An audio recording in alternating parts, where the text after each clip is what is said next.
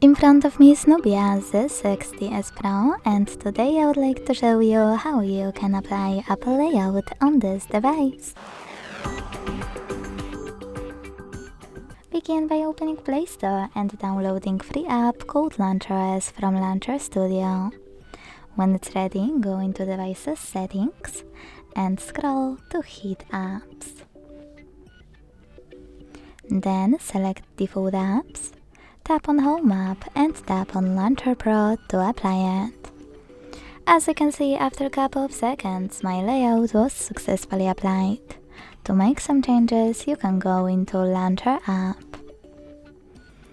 If you want to go back to your standard Home app, just access the same settings and tap on System Launcher. Thanks so much for watching. If you enjoyed this video, leave a like, comment and subscribe.